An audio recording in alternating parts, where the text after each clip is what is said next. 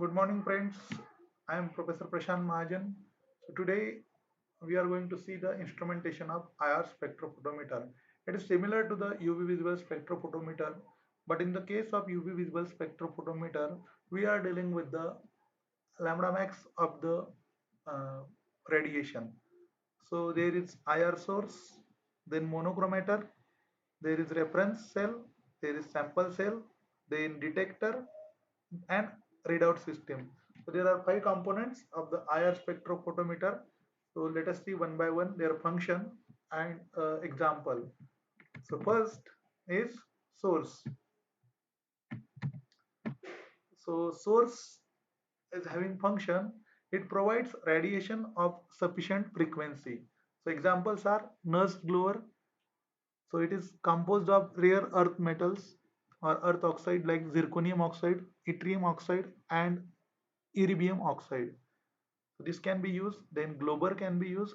So what is glober? Glober is the rod of silicon carbide. Then tungsten filament lamp is also used. Then special high pressure mercury arc lamp can be used for the IR source, and CO2 laser can be used.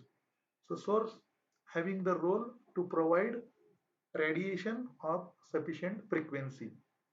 And second, monochromator. So monochromator is having the function or the role to convert that polychromatic light into monochromatic light.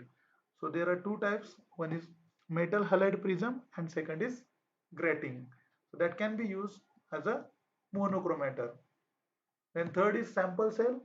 So sample cell, it is the material which is made up of alkali halide like NaCl or KBr used as these are transferred to IR. One more thing, NaCl is the ionic halide as well as KBr is ionic halide.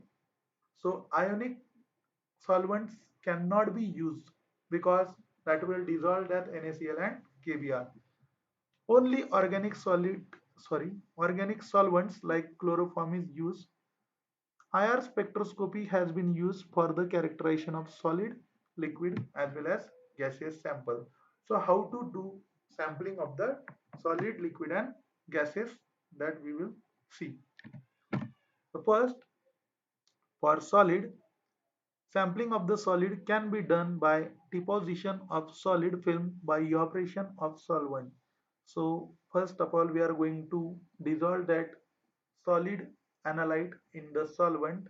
Then we are going to deposit that solid on the cuvette, and then we are going to evaporate the solvent. So KBr plate or the solid mixed with the KBr and pelleted.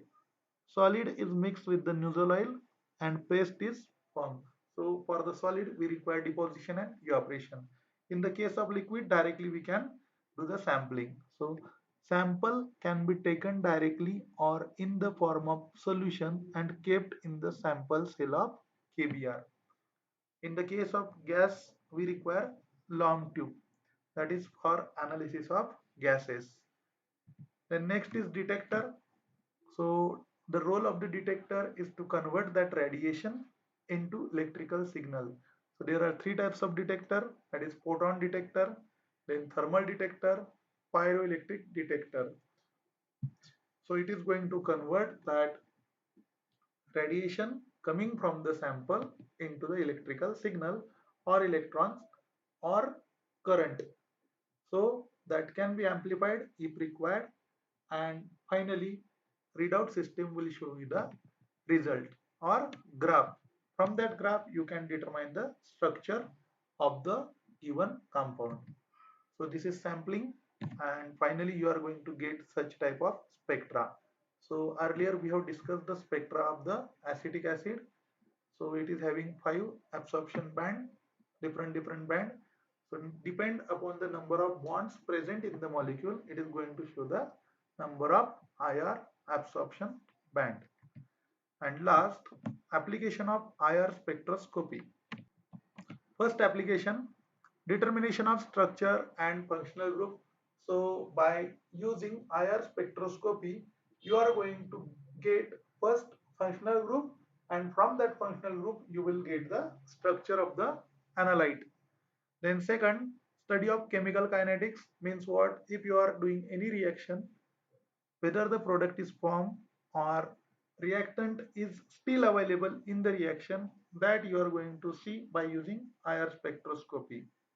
Then hydrogen bonding, if there is a absorption band of 3300, then there will be definitely there will be the hydrogen bonding you are going to get. Then detection of impurities, again, if the pure compound is there, for example, acetic acid is there, so it is going to show only 5 absorption band, and if it is showing 7, 8, 9 or absorption band, then you are going to definitely say there is impurities present in the analyte or acetic acid.